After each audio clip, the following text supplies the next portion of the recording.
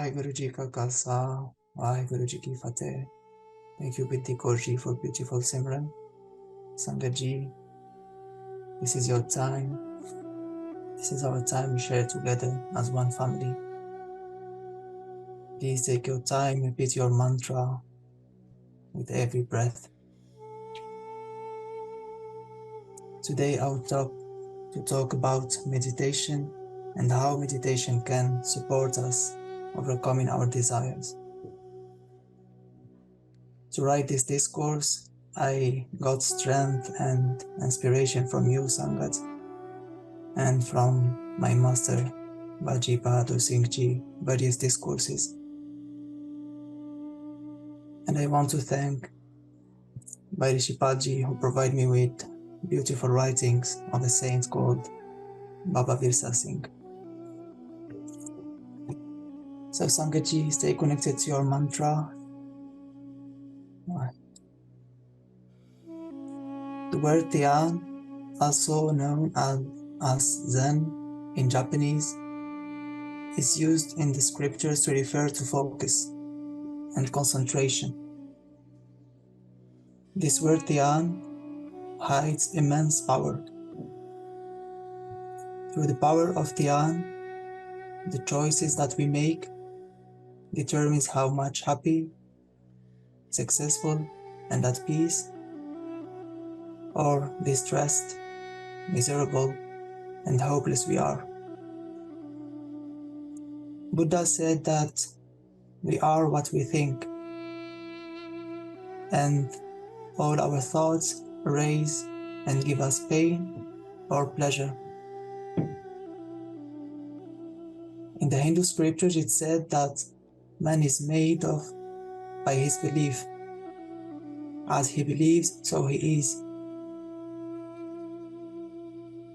And in the 6 scriptures, the Sri Guru Granth Sahib, it is said, on whatever we focus, that we will receive.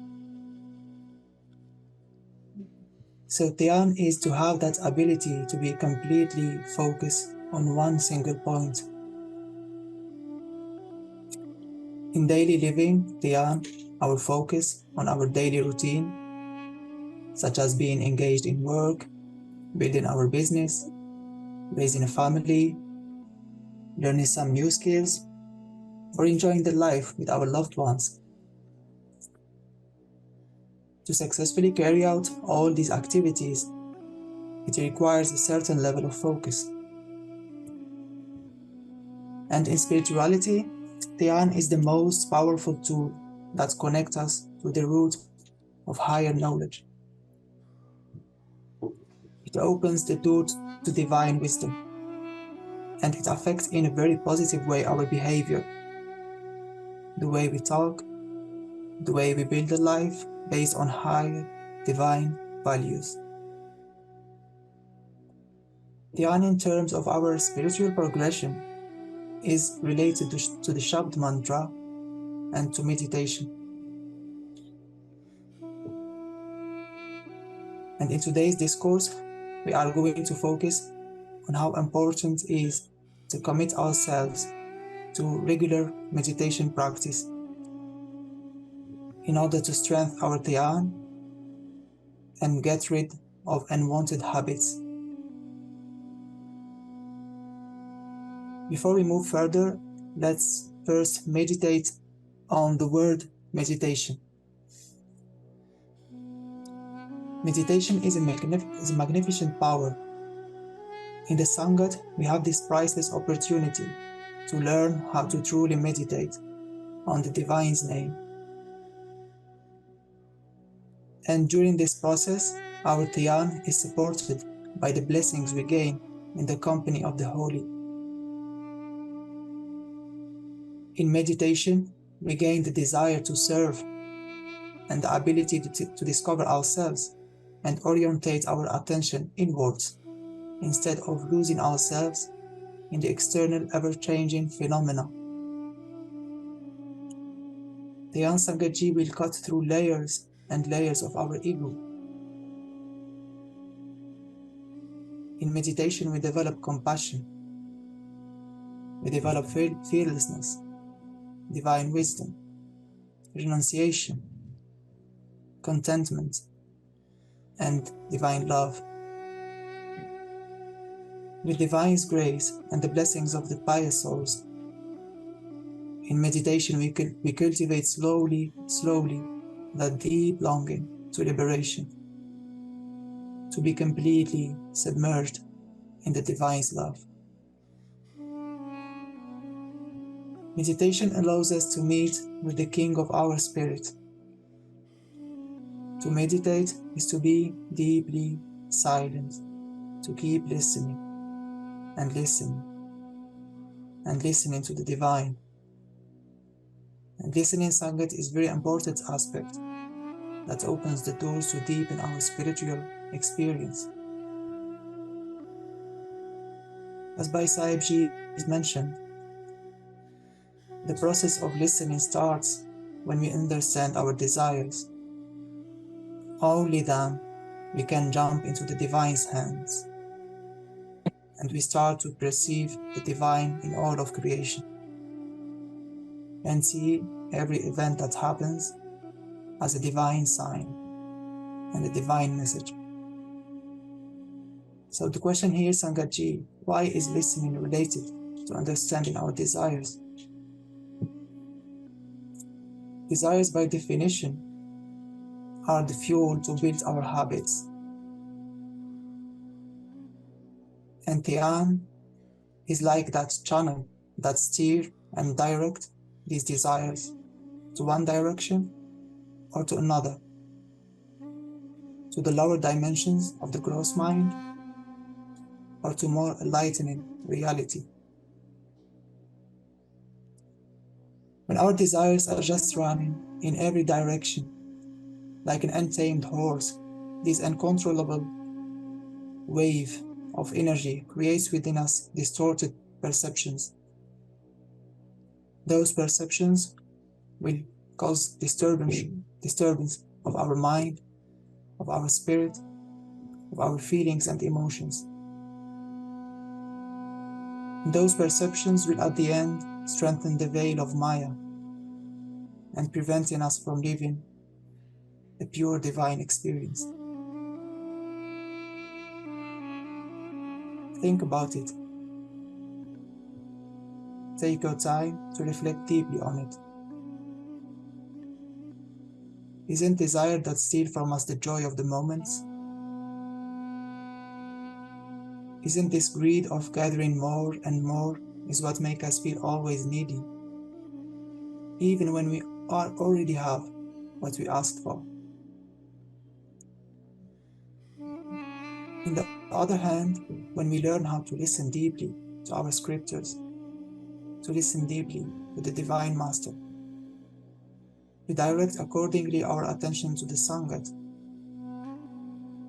and the seeds of the Shabad mantra grows in a healthy soil. Those parasites of, I like that, I want more of this, I'm still not happy with this amount of money, I need more control over this company, I need more control over my wife, over my husband. These parasites, Sangatji, are being continuously removed from the soil of our mind.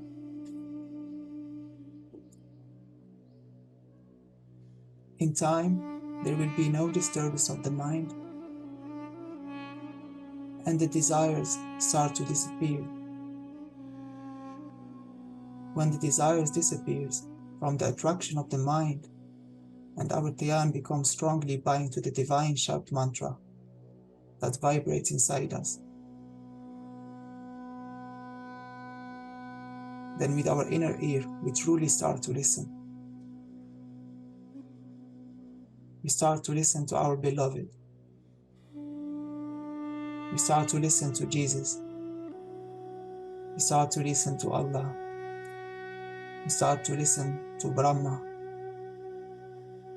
We start to listen to Ram, to Buddha. We start to listen to Vaheguru. We start to listen to that sweet mantra that waters in us the seeds of the communion with our higher self. But sadly, this serene moment in our daily practice of meditation will not last forever. Sometimes we lose it in the first trap of Maya, and sometimes we even lose it just after finishing our practice. And when this moment of serenity is over, our mind returns back to its old patterns of thinking. So, Sangat, it's of a paramount importance to develop even a stronger habit, a stronger hunger, a stronger longing, and a stronger desire, not a desire to the world, but a desire to the Guru.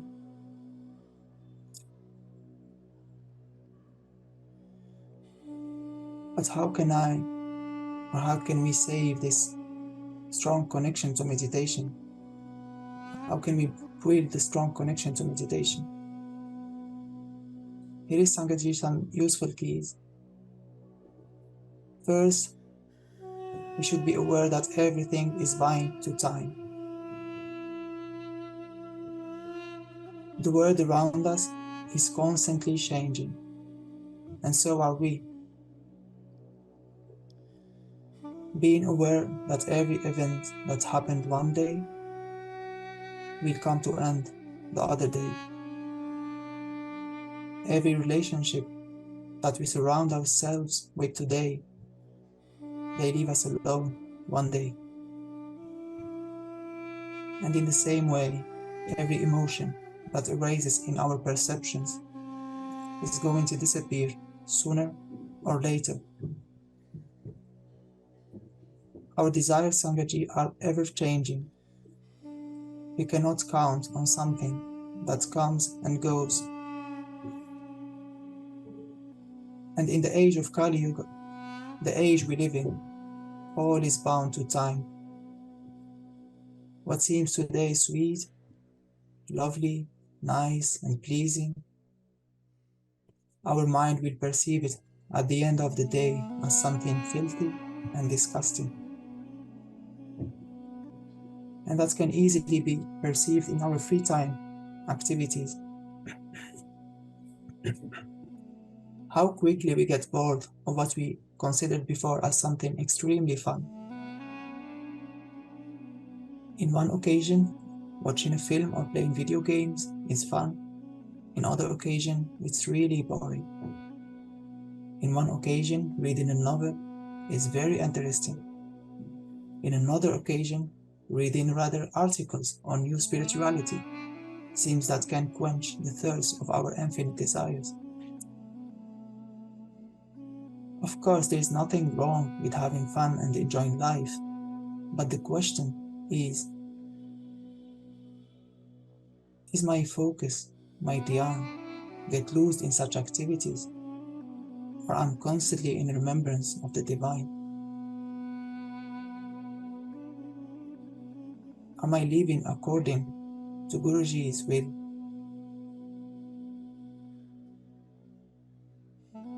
And the answer to all these concerns is Simran, repeating the Shabad mantra over and over again.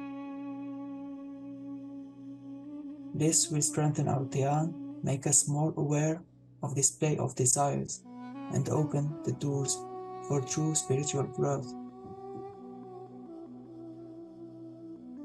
And when we get deeper and deeper into meditation, our hunger for selfless service will grow. Dedicating our time to Seva, Simran, all along with being in the company of the holy and in the company of the Sad Sangat, we will learn how to live in this world, but not of this world. And the second tool that supports us connecting to meditation is prayer.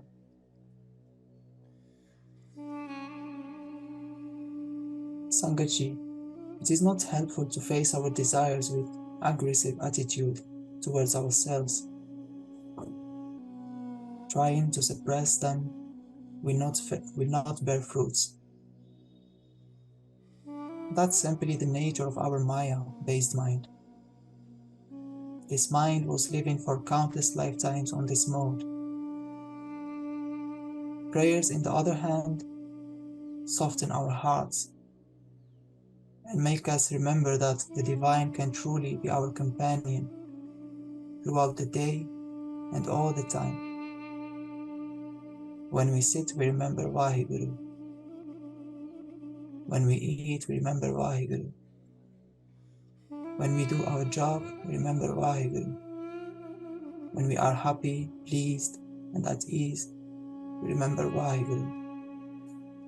And when we feel alone and surrounded by the soldiers of Maya, we remember Waheguru and we pray, "My divine, show me the way.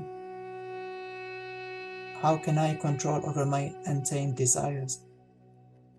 How can I live according to your will and develop new habits that are more pleasing to you, my Father? My divine, teach me the way of your saints. Teach me how to meditate. Support me to break those chains of attachment that holding me in bondage. My beloved, no worldly pleasure can be compared to the sweetness of this communion. My beloved, unless I taste the longing of love, it's very hard to feel your nearness, to feel your presence." And Sangatji, the answer to that pleading is just continue, go ahead. I'm happy with you, my child, showing me that sweet pain born from your longing. Have faith, my child, in the Shabad mantra. Continue on in your meditation. Meditate not from a state of Maya mind. Meditate not from desires. Meditate not from the sattvic mind. Meditate, meditate. Meditate and do not wait for instant results. Meditate and be totally faithful on the way you have been learned from the Sangat. Meditate and have faith. Like that child joining the school at the first time in his life, is fully focused on the parents' instructions.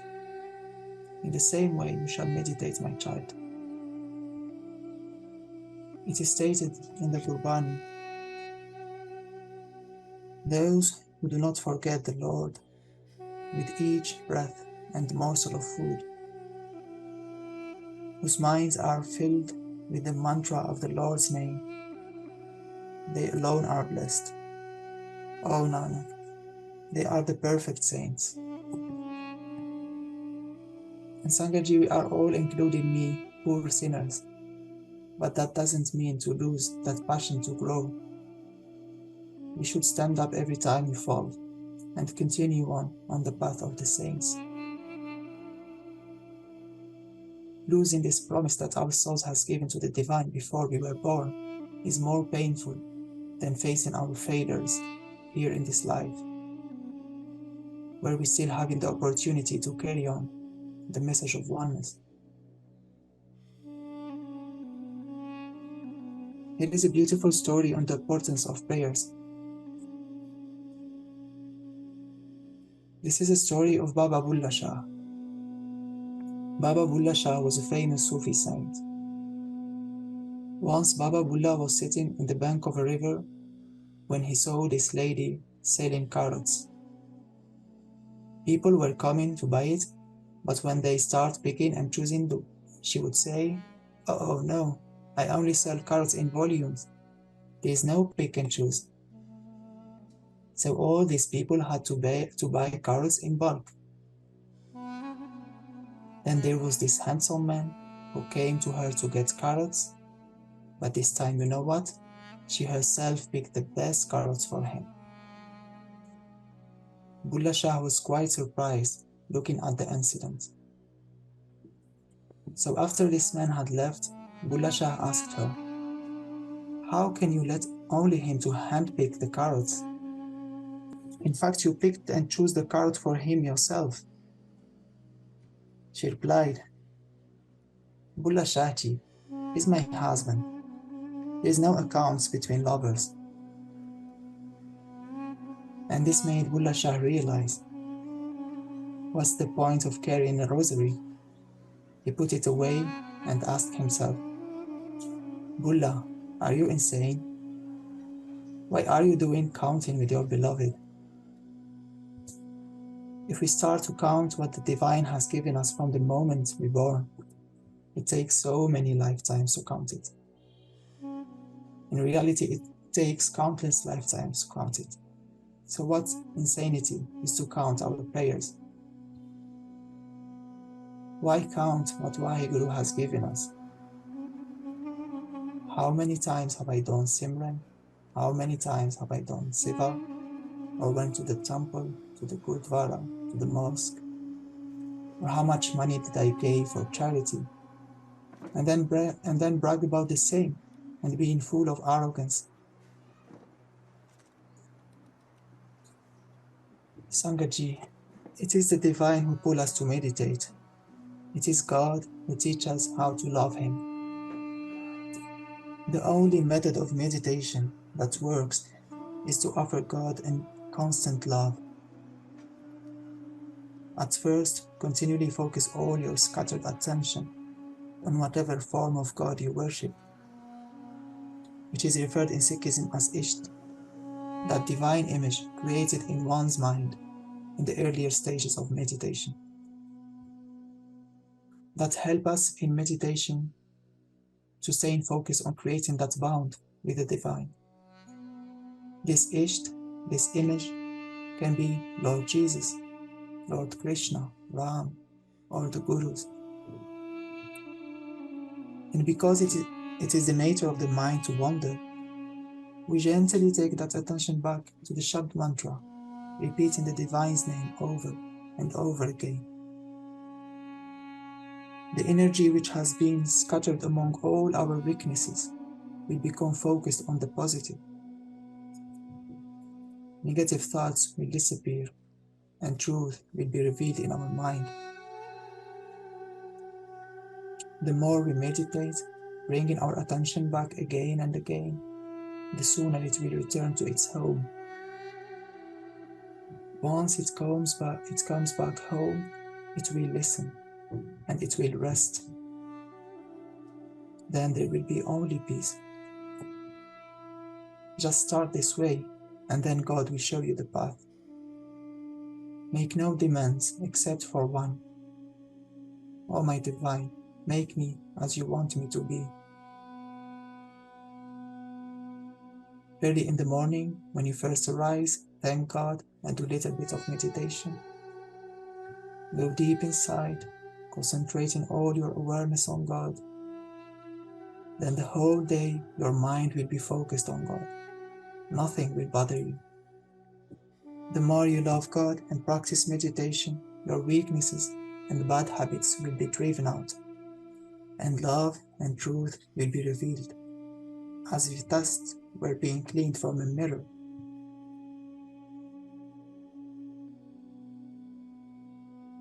In deep meditation, your awareness of yourself ceases.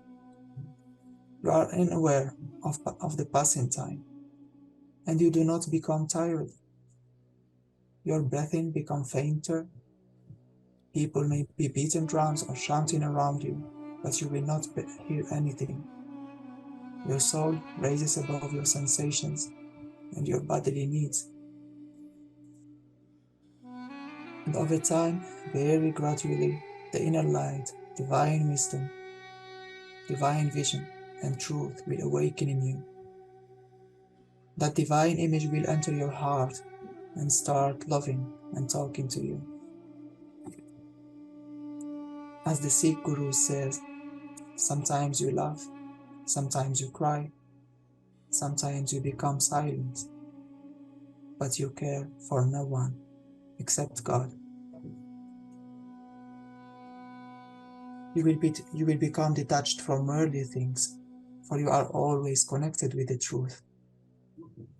You will not care if people are looking at you or laughing at you, for you are looking only at the beloved, absorbed in the bliss of divine's love. As your heart is continually facing this direction, your state of mind will keep changing. Eventually, your ish will disappear, and you will see only divine everywhere. You will recognize that everything is happening according to God's hukum. The divine will speak to you in the form of light and be visible to you everywhere as the hidden light in every soul. Then you will not need to sit in meditation with your eyes closed in order to be aware of the divine. You will be joined with the divine at all times, whether you are walking, eating, or talking to someone. You will truly feel Dohi, Mohi, Mohi, Dohi. You are me and I am you. And you will remain in the world doing your worldly duties, and you will be always pleased and peaceful. Sangat, we are coming to the end of today's discourse. Please forgive me if I have had any mistakes. Thank you for giving me these blessings and this opportunity to serve. Waheguru Ji Ka Khalsa, Waheguru Ji Ki Fateh.